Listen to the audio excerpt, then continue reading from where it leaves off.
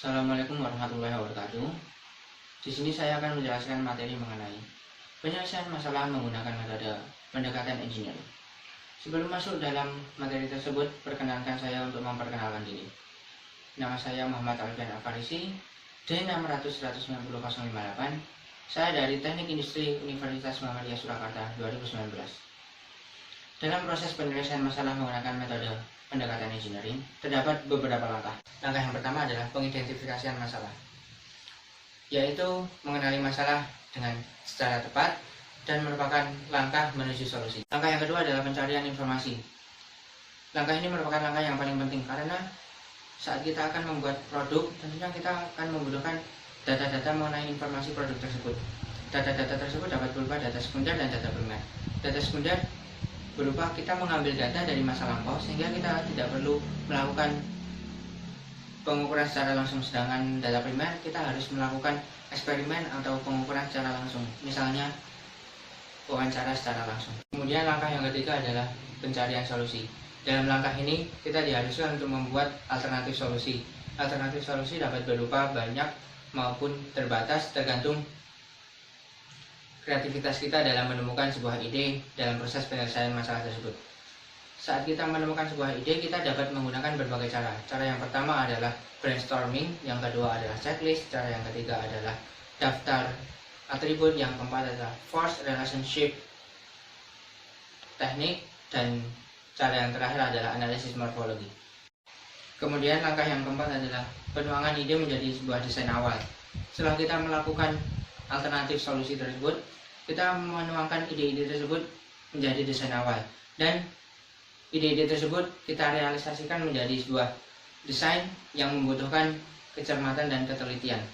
Setelah kita mengembangkan desain tersebut, selanjutnya kita membuat analisis dan sintesis yang dapat ditunjukkan dalam 3 model. Model yang pertama adalah model matematika, dapat berupa persamaan. Model yang kedua adalah simulasi, biasa berupa software, dan model yang terakhir adalah model fisik, biasa berupa bentuk dan ukuran.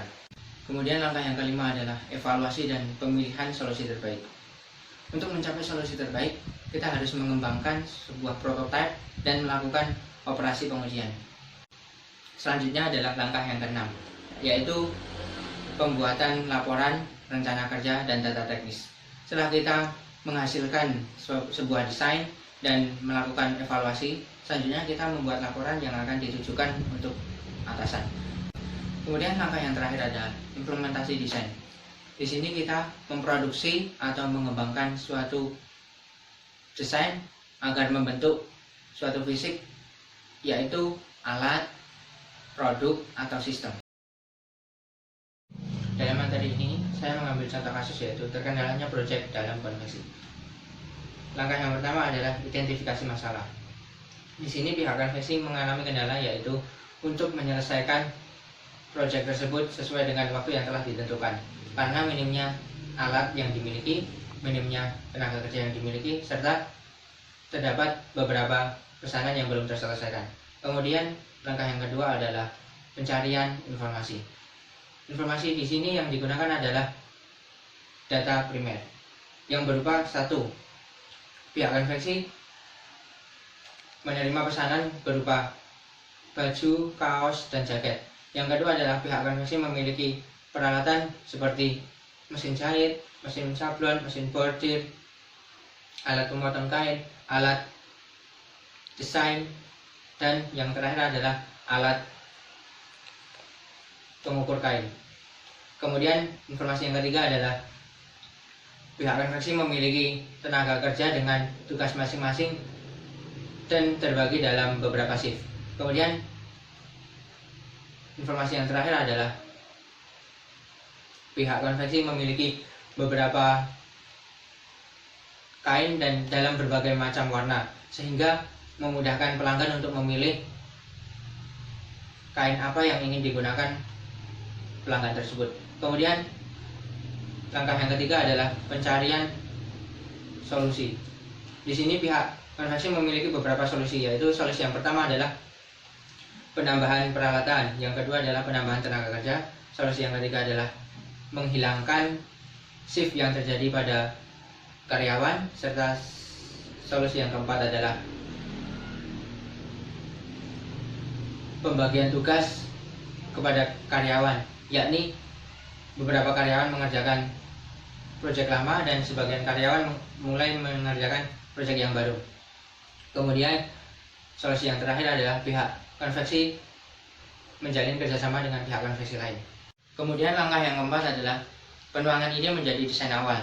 Dengan adanya penambahan peralatan dan penambahan tenaga kerja yang terampil, sesegera mungkin diberlakukan penyesuaian terhadap tenaga kerja dengan keterampilannya. Karena hal ini sangat berpengaruh terhadap produksi, serta diberlakukannya pengaturan jam kerja dan pembagian tugas terhadap karyawan. Dengan begitu pekerjaan akan lebih efektif dan efisien. Kemudian jika pihak konveksi merasa kewalahan terhadap pesanan yang terlalu banyak, maka pihak konveksi dapat melakukan kerjasama dengan konveksi lain. Dengan begitu tidak ada pihak yang dirugikan dan masing-masing konveksi mendapatkan keuntungan masing-masing. Kemudian langkah yang kelima adalah evaluasi dan pemilihan solusi terbaik. Di sini pihak konveksi memilih solusi terbaik, yaitu menjalin kerjasama dengan pihak konveksi lain, karena mudah dilakukan serta tidak ada pihak-pihak yang dirugikan dan masing-masing konveksi mendapatkan keuntungan masing-masing. Kemudian langkah yang keenam adalah pembuatan laporan, rencana kerja, dan data teknis.